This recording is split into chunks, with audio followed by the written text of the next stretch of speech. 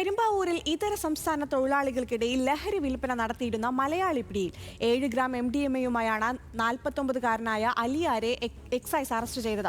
പ്രതി നേരത്തെയും MDMA കേസിൽ പിടിയിലായ ആളാണെന്ന് എക്സൈസ് സ്ഥിരീകരിച്ചു.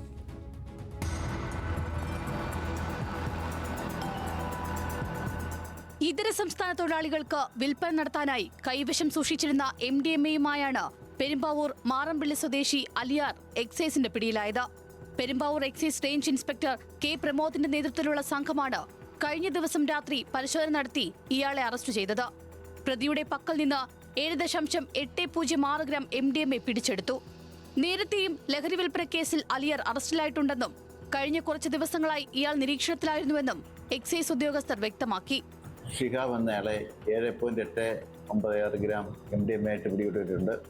രഹസ്യവിവരത്തെ തുടർന്ന് നടത്തിയ പരിശോധനയിലാണ് ടിയാനെ പിടികൂടാൻ സാധിച്ചത്. ടിയാനെ കഴിഞ്ഞ ആഴ്ച ഞങ്ങൾ കുറച്ച് MDMA ഒരു വേരിയബിൾ കേസ് എടുത്തിരുന്നു. അതിൻ്റെ തീർച്ചയായിട്ടും നടത്തിയ അന്വേഷണത്തിലാണ് ടിയാനെ ഇത്ര ഗ്രാം സാധനമായിട്ട് പിടികൂടാൻ സാധിച്ചത്.